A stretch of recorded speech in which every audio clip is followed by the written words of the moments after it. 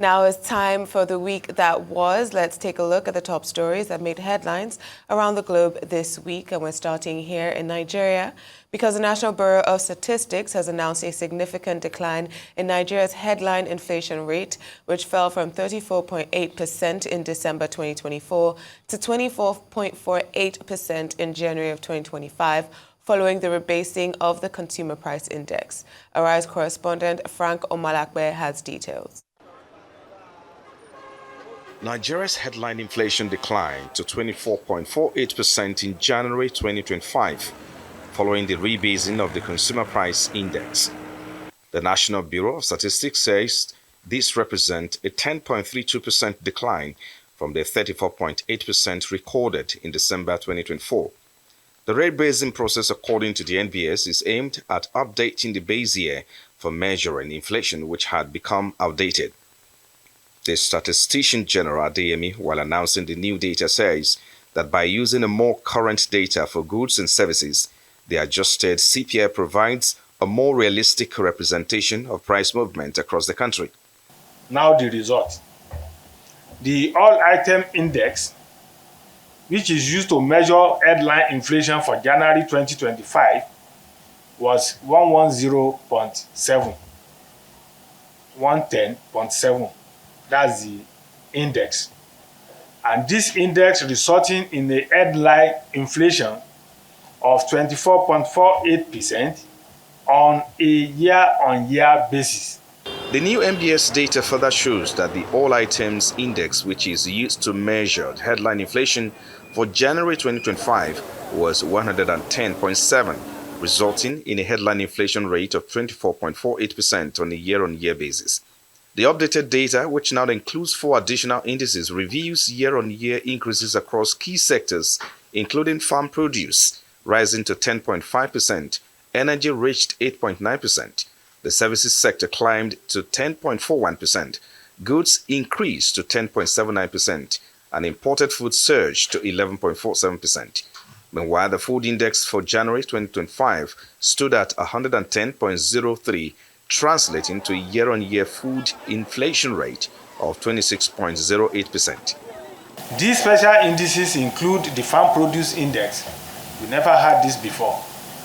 Farm Produce Index, Energy Index, Services Index. We all know the contribution of services sector to our economy. So we are going to be having inflation rate for that services sector.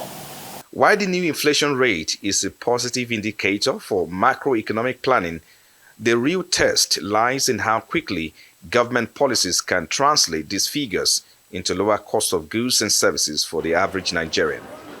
Frank Omalape, Arise News. Well, the president did promise when he presented the budget late last year that he was going to take inflation down to 15%, but now just with the rebasing, it's already down to 24. So it seems he's halfway there just with the new calculations. However, to be fair, we are due a rebasing of the CPI. You're supposed to rebase your inflation every 5 to 10 years. We haven't rebased in over a decade because they said Nigeria did not have the data to do so. However, it's always important to stress, particularly now that the CBN has held their interest rates. It's very important that we stress that even if the numbers say now that inflation has gone down from 34 to 24, it doesn't, in reality, in actual lived experience, mean much. It still means the price of goods are still increasing, even if the new rebasing shows that the level or the extent to which they're increasing is not as high as it was in December based on the new calculations. But I also think that it is important for us at every point in time to be more accurate with our data and to, increase the basket, as they say. However, when we've seen what they've done with the employment numbers, now with the with the inflation numbers, it doesn't really give one confidence. Not at all. I mean, Sheito and I were discussing this, off camera, and the interesting thing is how much of what the Statistician General what's his name again, Mr. Adeyemi, how much of what he said will you be comfortable with? Will you believe? Yes, there was a rebasing of the CPI, explanation as to the data and the reasons what you're doing. But then, just like you said, what does it translate to? It isn't as if 26% inflation and 29, I believe, food inflation is good on its own, to start with. Okay, will there have been a rebasing of the CPI if we were not targeting 15% because of the budget, that's, that we have for 2025? And then we'll come in February to say that unlike 2023, what we are using is between December of 2024 and January on 2025. Okay, so inflation is now 24%. But what does that say to me? What does that say to my pocket? What does that say to a teacher, to a journalist, to a civil servant? Not much. Of course, let's agree, of course, that there are a few changes when it comes to prices, of goods. But I think it's the market, that will speak. When you go, how much did I buy rice? A bucket or a bag of rice the other time. It's the market that should give you that indication, not some coordinated kind of media push to ask people, why are you not celebrating, the fact that rice, gari, yam and everything, the prices are not what they used to be, in December. So for me, ideally, inflationary trends are meant to be tracked by CBN's, monetary policies. Yes. Not toying with figures, giving exactly what you did in 2022/2023, when you suddenly said that, unemployment is measured in a different, way. Yeah. Kudos to government, at least for trying to say, we're concerned, we're trying to work on what is possible. But then that sharp drop, I'm not so sure how many people will be comfortable with it. But then what happens by June? What happens by July? Will there be another abracadabra, in quotes, to get to 20 or to get to 18 or get to, 15%? Yeah. I mean, very clear points that both of you have raised. And as soon as this conversation came up, the first question that came to my mind is really and truly, how does this affect the life of the common man? Prices of essential goods and services still remain high, and it's raising concerns about the credibility of these reported figures. Just like Adesuwa said, the rebasing of the consumer price index is very important. We saw that measuring inflation being updated from 2009 to 2024, which is something that should have been done a long time ago. And the change definitely reflects new consumption patterns and economic realities, and that in itself is what has effectively lowered this rate. But many analysts are still arguing that the rebased inflation rate, like I said, doesn't reflect actual price levels. Consumers are continuing to experience price hikes in food, in fuel, in housing. And, the skepticism out there exists because the real impact of this reported decline should be felt by Nigerian citizens. Experts are also advocating for lower interest rates as well. If we're seeing a drop in the inflation, they're maintaining that. So if you're not lowering your interest, then how are you going to stimulate economic growth? But on the other end as well, I can see the hesitancy from the CBN to make, being wary of making policy shifts based on, these new figures. They probably want to give it some more time to see how it's going to level out. But then again, what is really important is the public sentiment. There still is a disconnect between these official figures and everyday economic realities. You can't go and tell a woman that is trying to make ends meet that, it has gone down. She's still thinking about how she's going to buy fuel. She's still thinking about how she's going to pay for electricity. God forbid that she's in band A. There's so much that is going on, but, congratulations on the drop. But really and truly, economic realities is what needs to change here. But let's move on very quickly to our next story. The Senate has summoned the National Security Advisor and the heads of intelligence agencies over allegations of terrorist funding against the United States Agency for International Development. It comes nearly a week after U.S. Congressman Scott Perry, dropped a bombshell of accusations that his country, through its agency, USAID, funneled over $600 million to fund terrorist organizations, including Boko Haram. A Rice correspondent, Omo Bazwaye, tells us more. Your money, $697 million annually, plus the shipments of cash funds madrasas, ISIS, Al-Qaeda, Boko Haram, ISIS Khorasan, terrorist training camps. That's what it's funding. This is how the United States lawmaker Scott Perry puts it at the first hearing of the United States Congress Subcommittee on Delivering on Government Efficiency, DOGE, last Thursday. The allegations have since spread like wildfire on social media. The United States Congress session titled "The War on Waste" focused on allegations of misappropriations of taxpayers' funds, with Perry claiming that $697 million is shipped annually to fund Boko Haram and other terrorist organizations. The Nigerian government has been silent on the matter. But on Wednesday, a serving Senator Ali Ndume, who himself was falsely accused of links to Boko Haram, but later exonerated by the court, blew the lead on the U.S. congressman's allegations.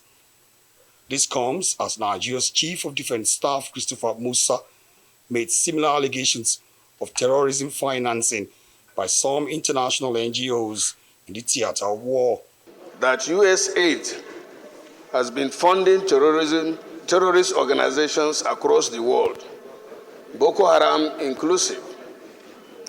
Also note that this allegation is coming up at the heels of the Chief of Defense Staff, General Christopher Musa, raising an alarm that Boko Haram terrorist groups are being sponsored and trained by international organizations. Boko Haram's funding has been shrouded in secrecy, with the terrorist group carrying out deadly attacks, including attacks on the police headquarters, the United Nations office building in Abuja, and the notorious April 14, 2014 kidnapping of over 200 Chibok schoolgirls in Borno State. For allegations to begin to emerge at this point in time that some international organizations are behind this unwholesome act, there is the urgent need for steps to be taken by the federal government to unravel the mystery behind this whole episode.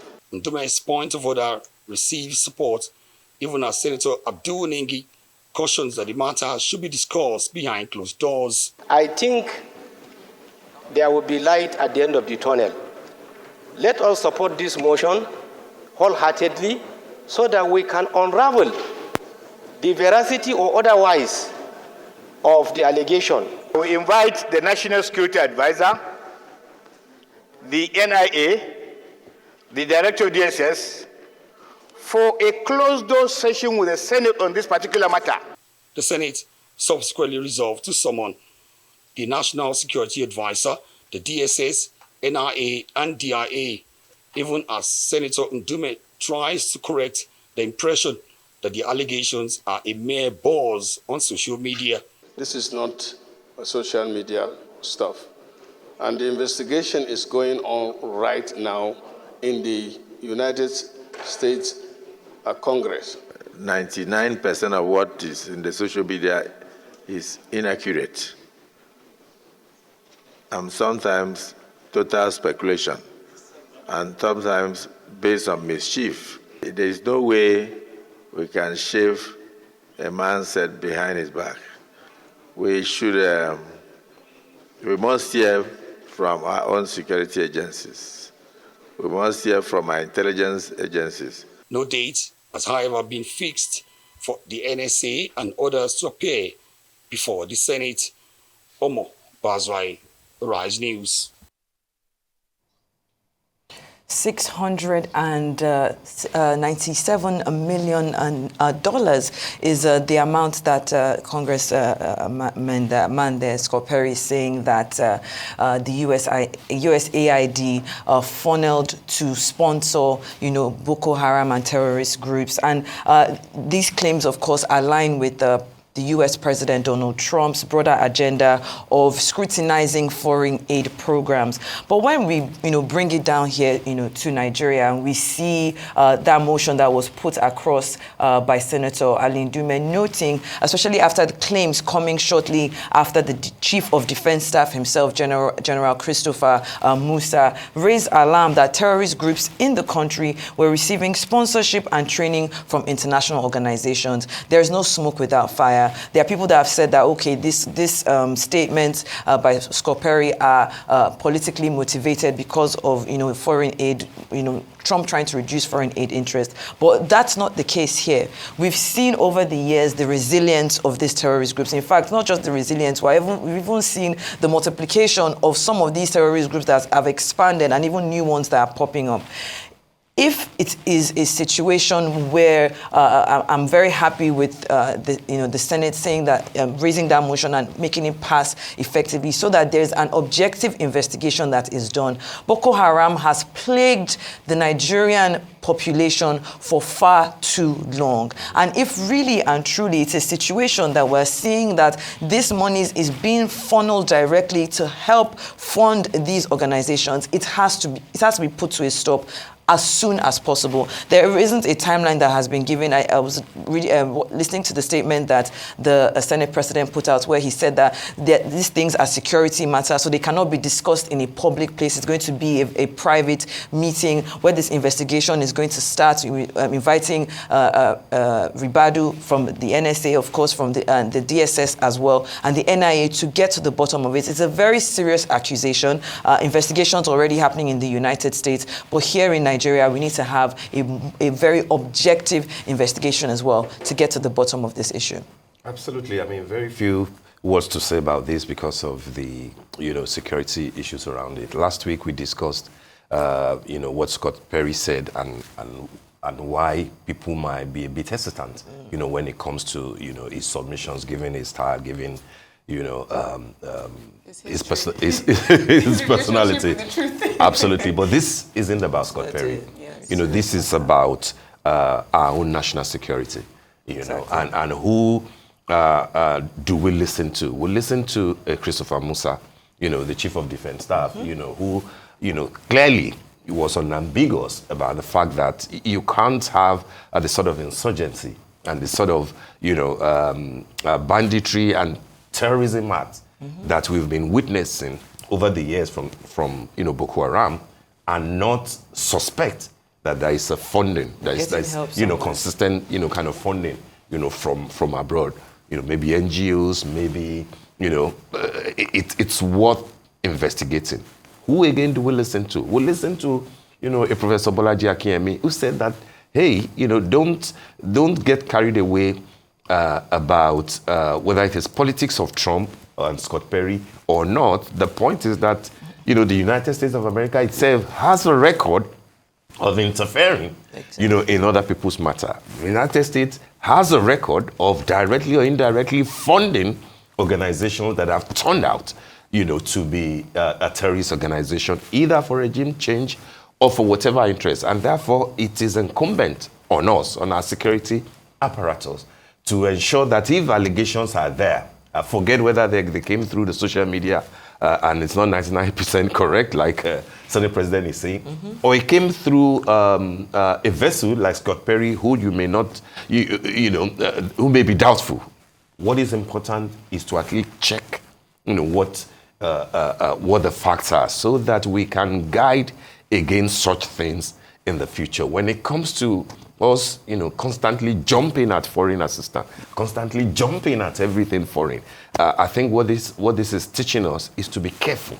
And therefore, let us investigate. Yeah. Yes, invite Nuhu Ribadu as National Security Advisor, invite, CDS, invite everybody.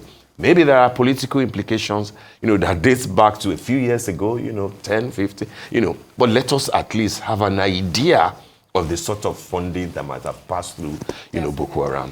I think that's very important. So I think it's also important, that the U.S. ambassador has also now come out to refute it and say that there is no evidence that America is funding, or USAID is funding Boko Haram, and that they're doing no such thing.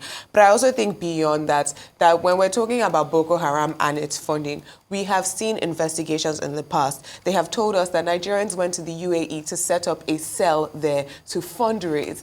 We have not seen the outcomes of these investigations. They've told us that extremists have gone to go and get training and funding from other extremist organizations. We have not seen the outcome of those investigations. So for me, you know, it does not give me confidence that the Senate and also the House of Representatives will also set up a committee to look into this.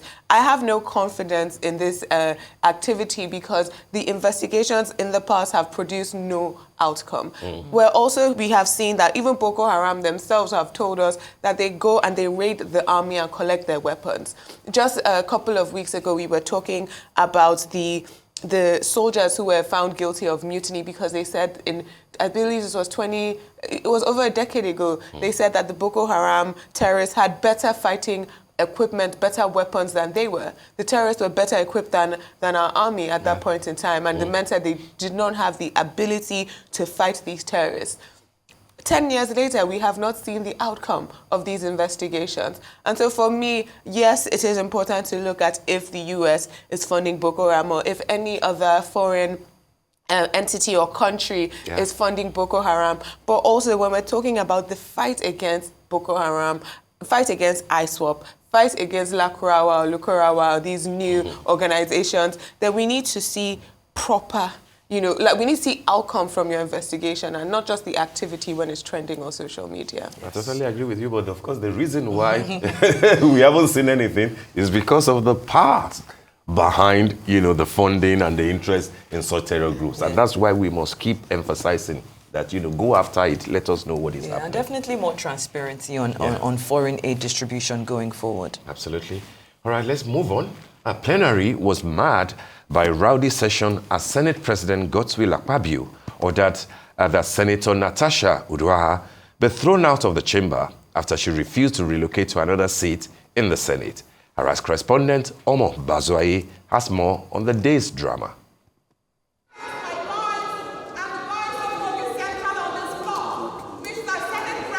Drama. High drama in the Senate chamber with Senator Natasha Uduaghan and the President of the Senate, Godswill Akpabio, at the center of the entire conflict.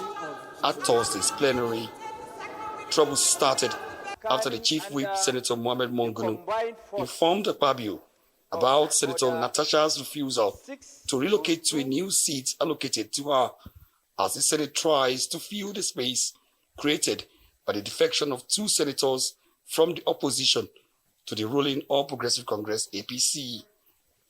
Coming on Order 24 and 6, Senator Mongunu emphasized his power and those of the President of the Senate in the matter and concluded that it is within the discretion of the President of the Senate to change Senator's seat as a situation may warrant. The President of the Senate decided to rearrange this seat, giving directives to the Chief Whip to exercise that function. And pursuant to that directive, seats were reallocated. And I was surprised to report that Senator Natasha, having given another seat, refused to vacate her former seat in flagrant violation of our rules.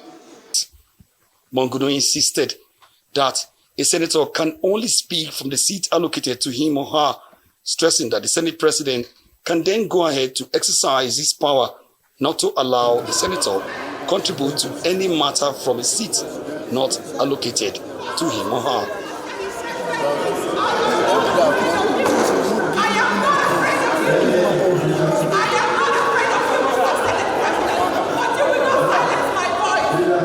Senator Natasha instantly stood up, trying frantically to come on Order 10, suggesting that her privileges had been breached.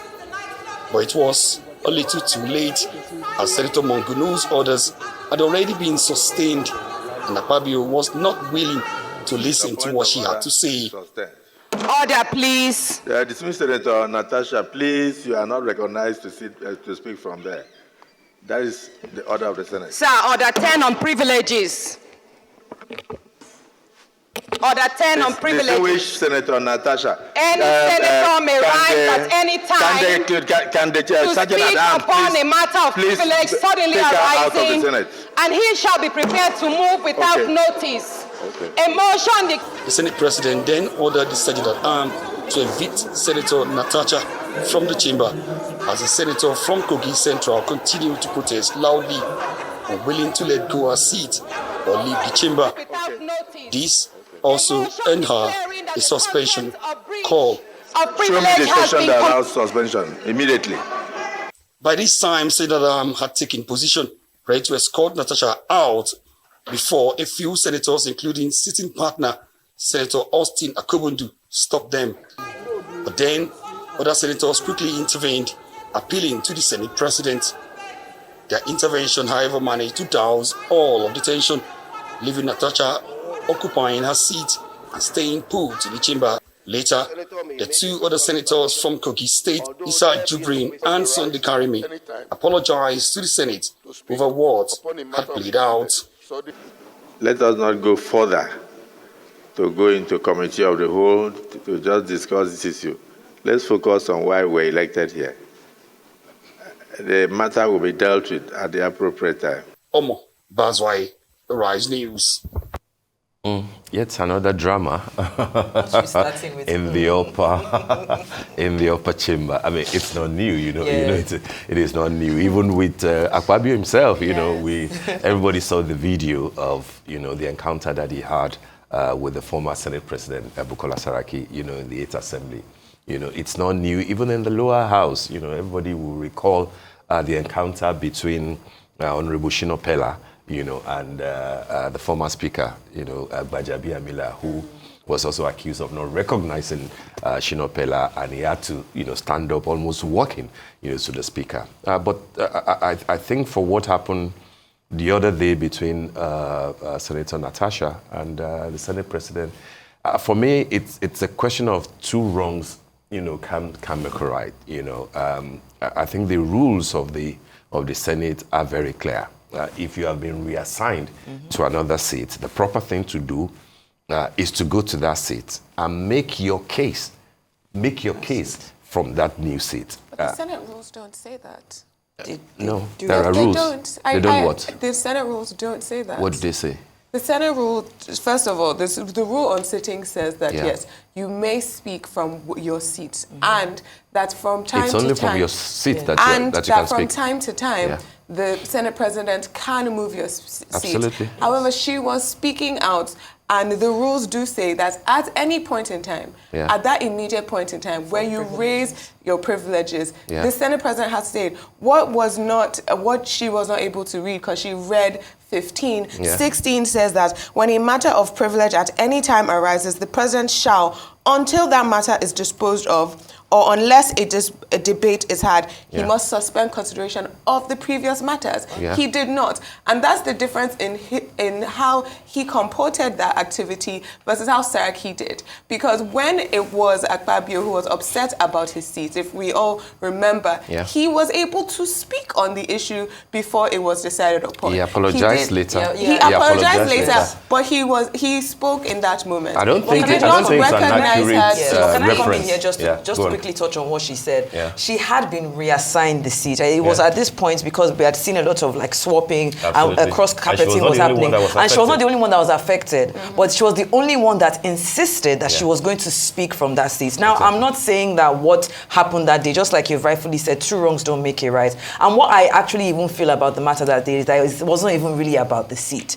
She has complained tirelessly about how she has been marginalized. I actually listened to her on a very popular show yesterday where she came on and she had complained about being marginalized, about being taken off certain committees, about her name being taken off certain international trips. So even Senator Kingibe has complained about being marginalized in the Senate. So we do know that there's a context, there's a pattern here. But in my opinion, it could have just been handled better. It got so rowdy, there was no need for that, because at the end of the day, it's a situation where we're going to continue to see further marginalization. I would say, though, on the flip end, that it's now, the onus now falls on the Senate president to actually prove to the Nigerian people that in this situation, because he has come out today, it wasn't necessarily about, he was just trying to make sure she followed the rules.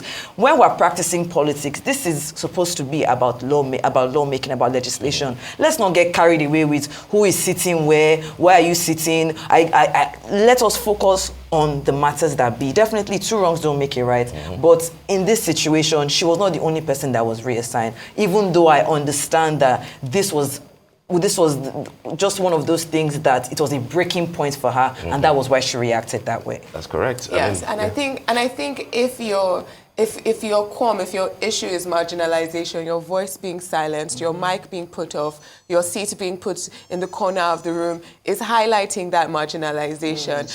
And I also think if she did not respond in this manner, we wouldn't be discussing her marginalization at all.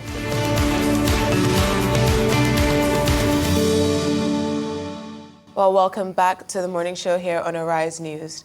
A distinguished lineup of guests converged on Abuja, Nigeria's capital, on Thursday to celebrate former military president General Ibrahim Babangida as he launched his autobiography titled A Journey in Service, a book which sought to clarify several gray areas during the man's years of service to the nation, particularly his role in the annulment of the 2003 presidential election. It is beyond a book presentation, but a special gathering without the trappings of a reunion of sorts for a class of Nigerians that at one time or the other presided over the affairs of the country.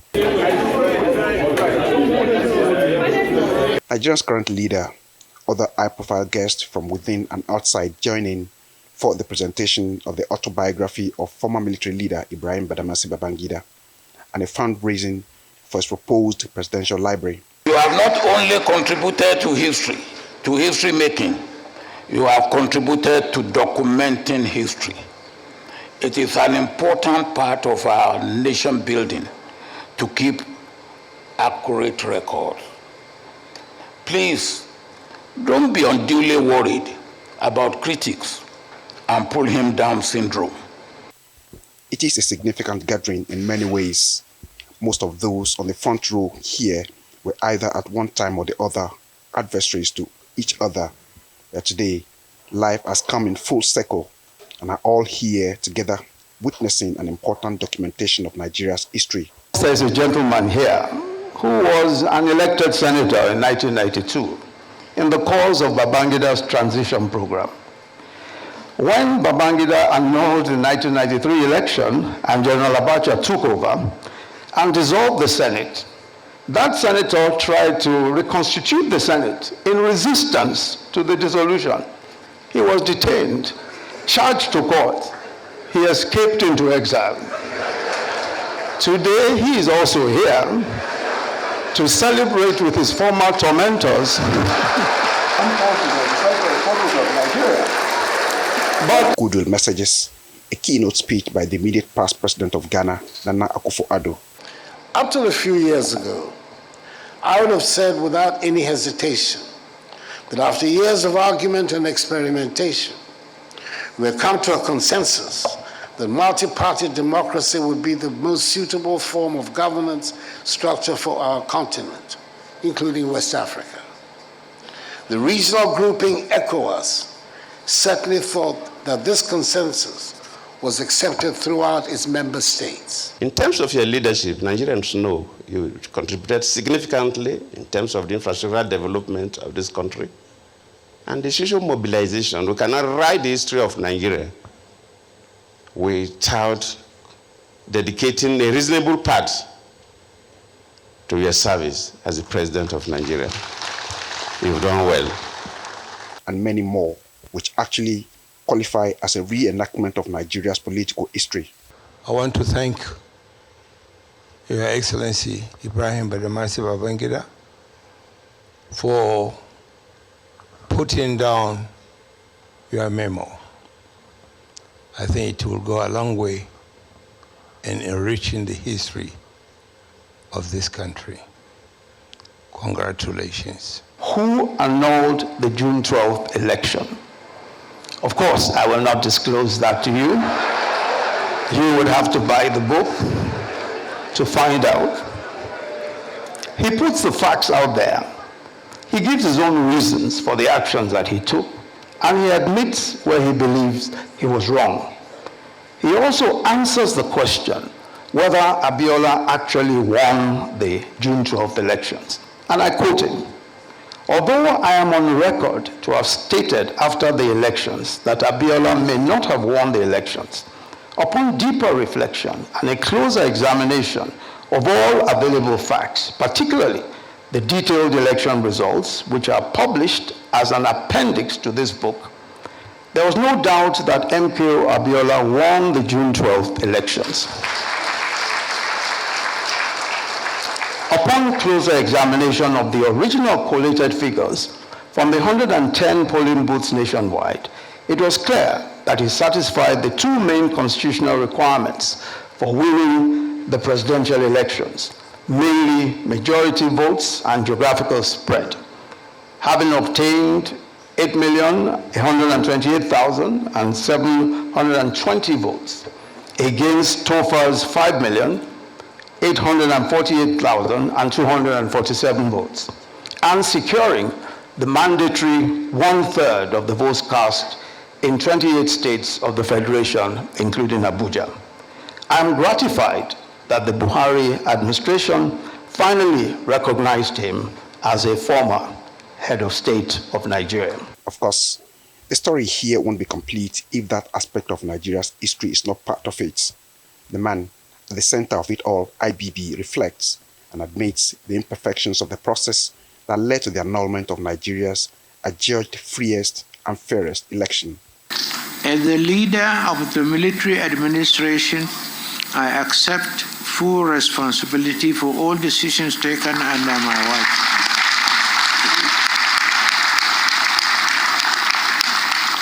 And June 12 happened under my watch. Mistakes, oversights, and missteps happen in quick succession.